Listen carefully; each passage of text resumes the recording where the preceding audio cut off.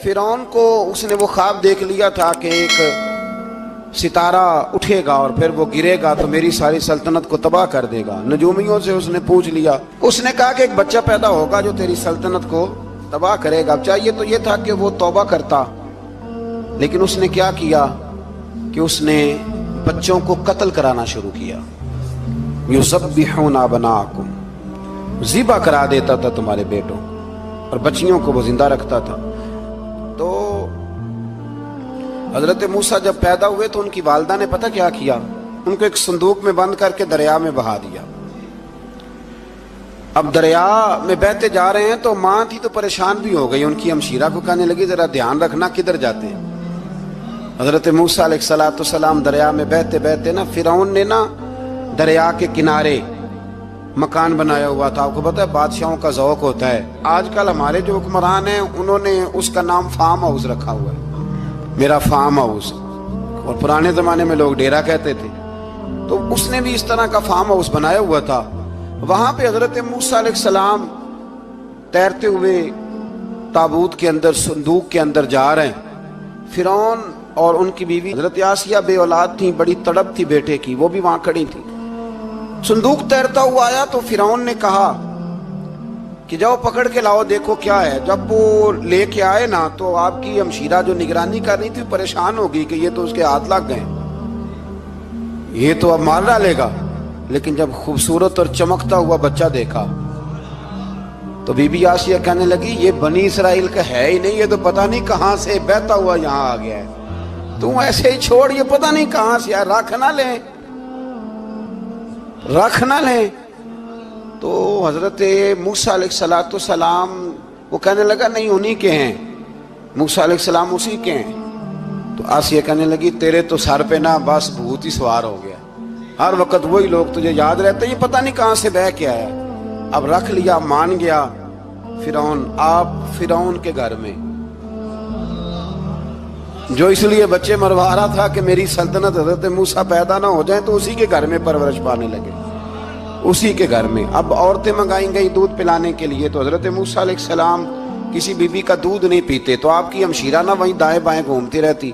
तो कहने लगी जनाब आसिया से कि मैं एक बीबी को जानती हूँ, बड़ी साफ सुथरी है, मुझे उम्मीद है ये बच्चा उसका दूध पिएगा। तो फिरौन कहने लगा दौड़ के ला। तो अपनी वालदा को लेके आई तो हजरत मूसा ने फौरन दूध पीना शुरू कर दिया। फिरौन को फिर थोड़ा शक हुआ। एक रवायत यूं भी लिखी है बाज लोगों ने कि फिरौन एक दिन उठाया हुआ था हजरत मूसा की, अभी थोड़ी सी उम्र थी, तो आपने उसकी दाढ़ी पकड़ के तो एक घूंसा दे मारा। जलाली तो शुरू से है ना। तो कहने लगा आसिया तू मान ना मान, ये बच्चा वही है। तो हजरत बीबी आसिया कहने लगी कि तुझे गलत फहमी है, ये वो नहीं है।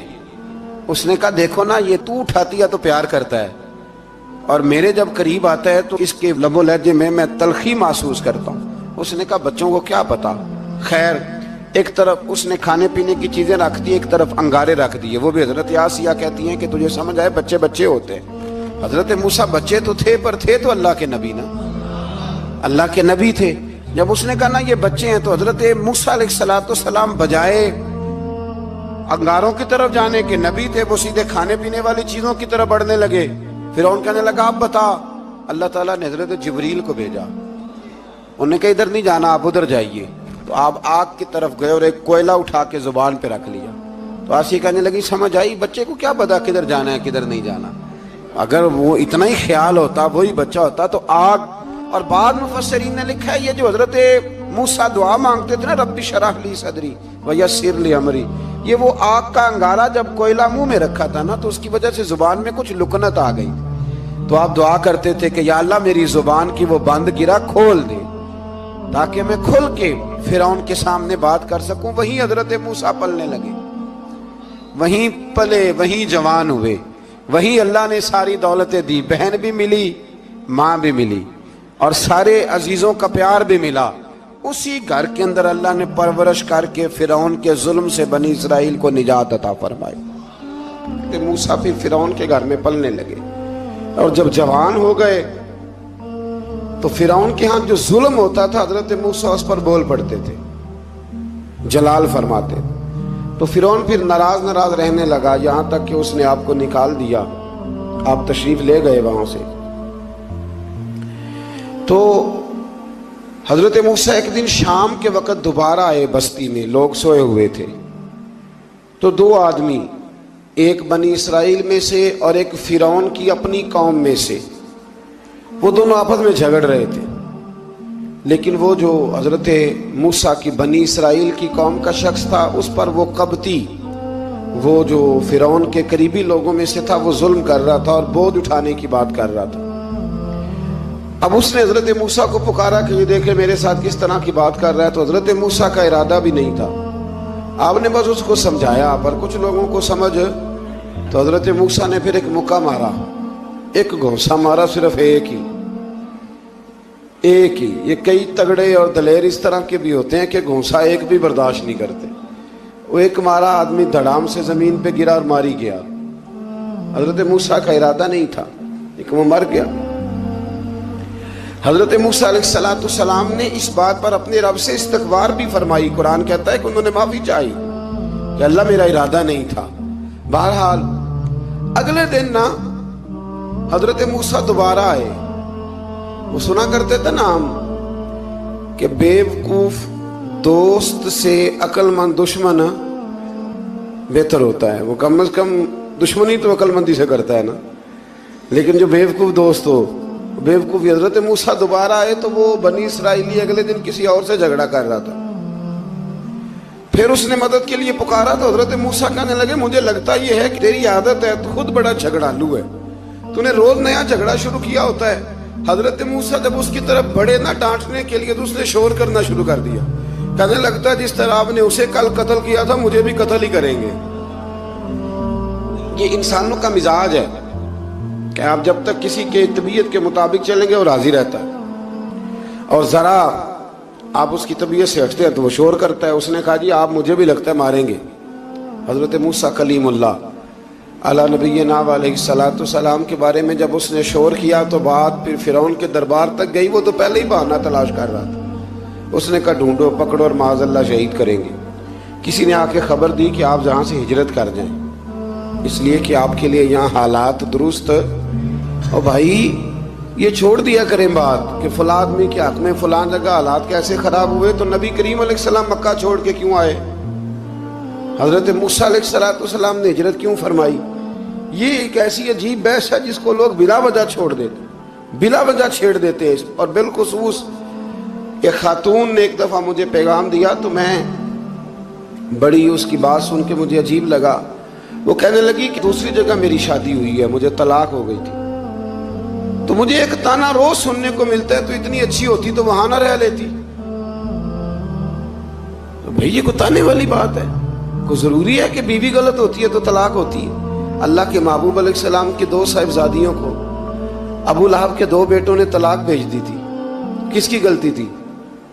تو آپ کیا کہہ سکتے ہیں یہاں کیوں طلاق؟ تو اتنی جلدی بات تھوڑی کر دیں گے آپ، تھوڑی احتیاط فرمائیں بولنے میں.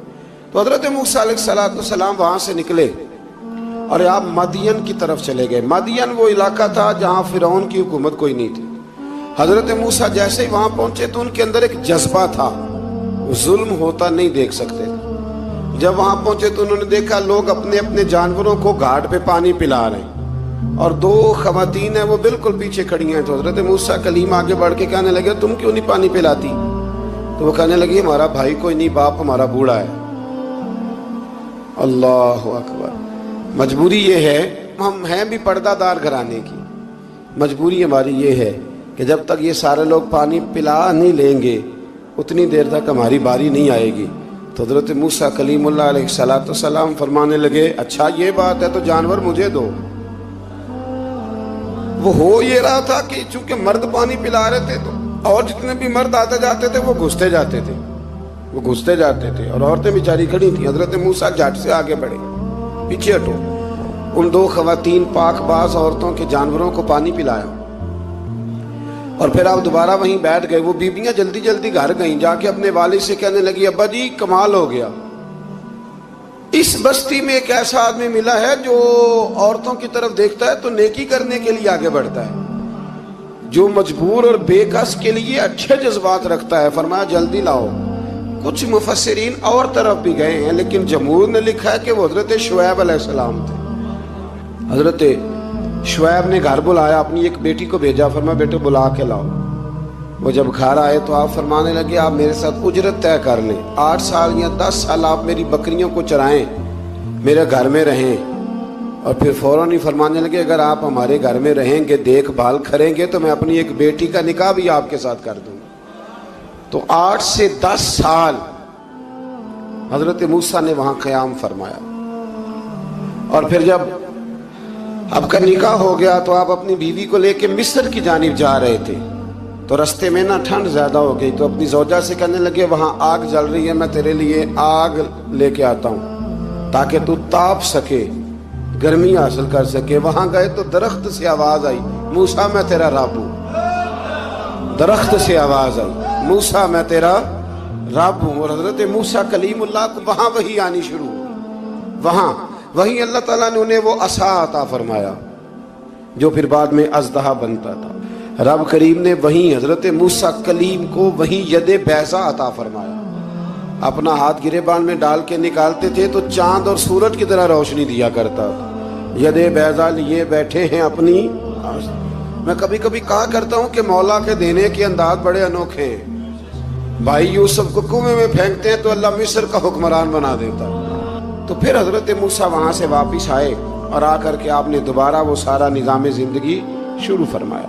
मूसा अलैहिस्सलाम ने उनको दावत हक दी और कहा कि मैं तुम्हारे पास वाज़े निशानियां लाया हूं, बनी इसराइल को मेरे साथ भेज दो।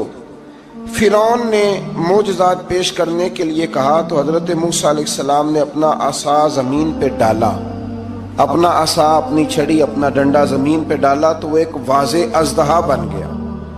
फिर हजरत सैयदना मूसा अलैहिस्सलाम ने अपना हाथ गिरेबान से निकाला तो वो देखने वालों के लिए रोशन हो गया, हाथ के अंदर नूर पैदा हो गया। यदे बैज़ा लिए बैठे हैं अपनी आस्तीनों में। फिरौन के सरदारों ने हक को कबूल करने की बजाय इसे जादू करार दे दिया और कहा कि ये तुम्हें अपने मुल्क से निकालना चाहता है। उन्होंने कहा इस मामले को जरा ढील दो और जादूगरों को जमा करो। जादूगर आए, उन्होंने फिरौन से कहा कि हम हजरत मूसा के मुकाबले में जादू तो दिखाएंगे माज़अल्लाह, लेकिन अगर हम गालिब आ गए तो फिर हमारा इनाम क्या होगा? सौदा पहले तय करना है, क्या इनाम मिलेगा? उसने कहा कि अगर तुम गालिब आ गए तो मैं तुम्हें अपना करीबी बना लूंगा। बादशाहों का करीबी होना भी तो बड़ी बात है ना, लोग बड़े पापड़ बेलते हैं करीबी होने के लिए।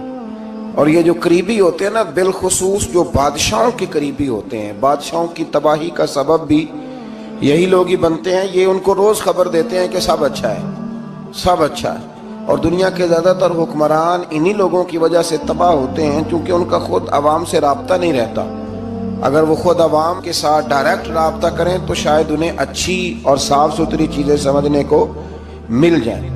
खैर, जादूगरों ने जब कहा हमें क्या दोगे, तो उसने कहा तुम्हें करीबी बना लूंगा। जादूगरों ने मूसा अलैहिस्सलाम से कहा कि आप पहल करेंगे या हम पहल करें? तो मूसा अलैहिस्सलाम ने कहा तुम पहल करो।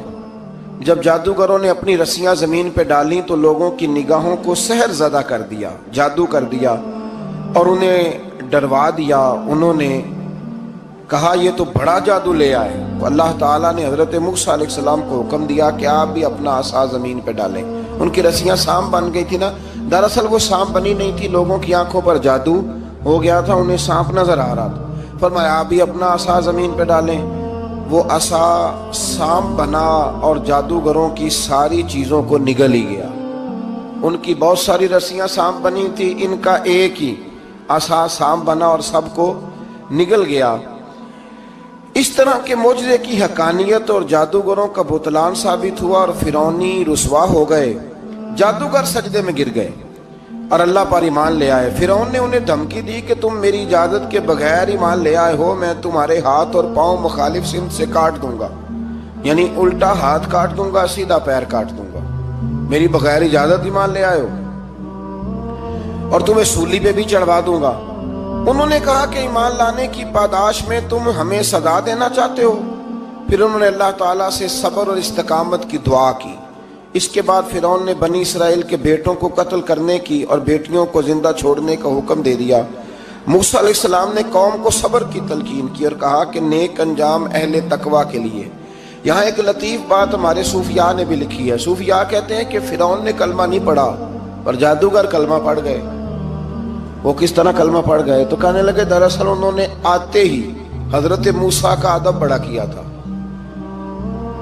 جادوگر حضرت موسیٰ کے مقابلے میں آ کے بھی ان سے کہتے ہیں کہ رسیاں آپ پہلے ڈالیں گے کہ ہم ڈالیں، آپ اصحاب پہلے رکھیں گے کہ ہم رکھیں؟ تو اتنا سا ادب کیا تو رب کریم نے فرمایا جو نبی کا ادب کرے وہ بے ایمان نہیں رہ سکتا، جو نبی کا ادب کرے وہ بے ایمان نہیں رہ سکتا، اور جو نبی کی بے ادبی کرے وہ ایماندار نہیں رہ سکتا۔ ختم ہو گئی بات۔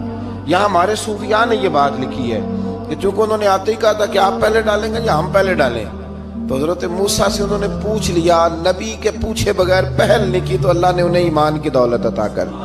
اللہ تعالیٰ نے فرعونیوں پر قحط سالی کا عذاب نازل کیا۔ فرعونیوں کا طریقہ یہ تھا کہ اچھائی کو اپنا کمال گردانتے تھے، کہتے تھے یہ ہماری طرف سے، اور برائی کو معاذ اللہ بدشگونی کے طور پر موسیٰ علیہ السلام کی طرف منسوب کرتے تھے، کہتے تھے معاذ اللہ آپ کی وجہ سے یہ سارا کچھ ہو رہا ہے۔ ہوتے نا، نہیں کہتے ہیں جب سے میں وہاں گیا ہوں تب سے۔ ہمارے بزرگ ایک لطیفہ بھی سنایا کرتے تھے کہ کسی زمیندار نے نماز پڑھنی شروع کی تھی تو اس کے جانور مرنے شروع ہو گئے۔ اب لوگ سمجھتے ہیں کہ معاذ اللہ شاید یہ کسی بزرگ کے سبب سے ایسا ہے، حالانکہ یہ تو اللہ کی طرف سے آزمائش ہوتی ہے، اس کی حکمتیں ہوتی ہیں۔ اللہ تبارک و تعالیٰ نے ان پر عذاب کیا نازل کیا؟ آیت نمبر 130 اور 143 کا بھی آپ سورہ اعراف کی پڑھیں تو اللہ تعالیٰ نے ان پر ٹڈیوں کا، جموں کا، مینڈکوں کا اور خون کا عذاب نازل کیا۔ یہ کس قسم کا عذاب ہے؟ جمعے پڑ گئے، ٹڈیاں آ گئیں، یہ اللہ نے عذاب نازل کیا۔ جب وہ عذاب میں مبتلا ہوئے تو موسیٰ علیہ السلام سے کہا کہ آپ اللہ سے دعا کریں کہ ہم سے یہ عذاب ٹل جائے، اگر ایسا ہوا تو ہم ایمان لے آئیں گے، بنی اسرائیل کو بھی آزاد کر دیں گے۔ لیکن موسیٰ علیہ السلام کی دعا کے نتیجے میں جب عذاب ٹل جانے کے بعد فرعونی پھر اپنے وعدے سے پھر گئے۔ بنو قریظہ والوں نے بھی کئی دفعہ حضور سے وعدے کیے پر اپنے وعدوں پر قائم۔ ایک بات آپ سے یہاں روک کے عرض کر دوں، ہم بھی کئی دفعہ کہتے ہیں ذرا بریک کبھی گاڑی کی نہیں نہ لگتی تو ہم ارادہ کرتے ہیں کہ آج سے ہی نماز شروع کر دینی۔ ذرا طبیعت زیادہ لیل ہوتی ہے تو ارادہ کرتے ہیں نا کہ بھائی آج کے بعد ہم نے نیک، پھر کیا ہوتا ہے؟ شفا ہو گئی تو چھٹی ہو گئی۔ یہ طریقہ درست نہیں، یہ تو کفار کا طریقہ بیان کیا نا قرآن پاک نے۔ یہاں فرمایا جب اللہ تبارک و تعالیٰ نے انہیں نجات دے دی تو اپنے وعدے سے مکر گئے، تو پھر اللہ تبارک و تعالیٰ نے بنی اسرائیل کو سمندر پار کر کے ایسی قوم کے پاس پہنچا دیا جو بتوں کی پرستش کرتی تھی۔ وہ تو بچ گئے لیکن فرعونی سارے دریا کے اندر غرق ہو گئے۔ حضرت موسیٰ علیہ السلام سے کہنے لگے کہ ہمارے لیے بھی ایک خدا بنا دیجئے۔ حضرت موسیٰ علیہ السلام نے فرمایا بت پرستی کرنے والے جاہل ہیں۔ یہ بت پرست قوم کے پاس جب گئے نا بنی اسرائیل والے، بت پوجتے ہوئے دیکھا تو کہنے لگے ہمارے لیے بھی سامنے بنا کے رکھ دو۔ فرمایا یہ تو جاہل ہیں، تم انہیں دیکھ کے اثر قبول کر رہے ہو اور اپنی جاہلیت کے باعث یہ ہلاک ہونے والے بھی ہیں۔ پھر اللہ تعالیٰ نے بنی اسرائیل پر اپنی نعمتوں کا ذکر فرمایا، اور موسیٰ علیہ السلام نے اپنی قوم میں ہارون علیہ السلام کو اپنا جانشین فرمایا اور کوہ طور پر تشریف لے گئے۔ اللہ نے فرمایا وہاں آ جائیں، میں آپ کو تورات عطا کرتا ہوں۔ 40 دن کا یہ عرصہ تھا۔ موسیٰ علیہ السلام نے وہاں پہ جا کے، وہ سارا واقعہ بھی انہی آیات میں ہے کہ حضرت موسیٰ نے عرض کیا تھا کہ رب ارنی، یا اللہ میں تجھے دیکھنا چاہتا ہوں، تو فرمایا لن ترانی، تو نہیں دیکھ سکتا۔ وہ بھی یہاں اللہ نے ذکر فرمایا۔ پھر اللہ تعالیٰ نے اپنی ایک تجلی جب کوہ طور پہ ڈالی تو حضرت موسیٰ علیہ السلام تاب نہ لا سکے اور بے ہوش ہو گئے، اور پہاڑ بھی ریزہ ریزہ ہو گیا۔ اس کا ذکر بھی اللہ نے انہی آیات میں فرمایا۔ آیت نمبر 144 سے 155 تک حضرت موسیٰ علیہ السلام کو رسالت عطا کرنے، کلیم اللہ کا منصب عطا کرنے، تورات عطا کرنے کا ذکر ہے۔ آگے چل کے بتایا کہ جو متکبر لوگ ہیں نا وہ آیات الہیہ سے منہ پھیرتے ہیں، اور جو لوگ اللہ کی آیات اور قیامت کو جھٹلاتے ہیں ان کے اعمال باطل ہیں۔ پھر موسیٰ علیہ السلام کے کوہ طور پر قیام کے عرصے میں بنی اسرائیل کے زیورات سے بچڑا بنا کر اسے معبود بنانے کا ذکر ہے۔ ان میں ایک جادوگر تھا سامری، سنا ہے سلالہ میں اس کی قبر ہے۔ حضرت موسیٰ کوہ طور پہ چلے گئے تو اس نے پیچھے سے سونے کا ایک بچڑا بنا لیا، اس میں سونے کی تاریں اس کے منہ میں لگائیں، ہوا چلتی تھی تو بجتی تھی۔ اتنے کمزور عقیدے کی یہ قوم تھی کہ انہوں نے فٹافٹ ماننا شروع کر لیا، فٹافٹ ماننا، کہنے لگے یہ ٹھیک ہے۔ چنانچہ موسیٰ علیہ السلام جب واپس آئے تو قوم پر غصے اور افسوس کا اظہار فرمایا اور کہا میرے پیچھے تم نے ایسا برا کام کیا ہے۔ انہوں نے تورات کی تختیاں بھی زمین پہ ڈالی اور اپنے بھائی ہارون علیہ السلام کا سر پکڑ کے اس سے جواب طلبی کی۔ انہوں نے کہا اے میرے ماں جائے، بڑے خوبصورت لفظ ہے قرآن پاک، اے میرے ماں جائے، اے میرے بھائی، قوم نے مجھے بے بس کر دیا اور قریب تھا کہ یہ مجھے قتل بھی کر دیتے۔ اب آپ مجھ پر سختی کر کے دشمنوں کو ہنسنے کا موقع نہ دیں، کبھی بھی دشمنوں کو اپنے اوپر ہنسنے کا موقع نہ دینا چاہیے۔ پھر آیت نمبر 151 میں موسیٰ علیہ السلام کی دعا اور کلمات استغفار کا ذکر ہے۔ آگے چل کے بتایا کہ غصہ ٹھنڈا ہونے پر موسیٰ علیہ السلام نے تورات کی تختیوں کو اٹھایا جن کی تحریر میں اللہ سے ڈرنے والوں کے لیے ہدایت اور رحمت کی بشارت تھی۔ آیت نمبر 156 سے لے کر 158 تک میں موسیٰ علیہ السلام کی دعا کا ذکر ہے، جس میں انہوں نے اپنی قوم کے لیے اللہ تعالیٰ سے دنیا اور آخرت کی بھلائی مانگی۔ اللہ تعالیٰ نے فرمایا یہ کامل نعمت میں ان لوگوں کو عطا کروں گا جو ایمان کے ساتھ تقوی بھی اختیار کریں گے، یہ انہیں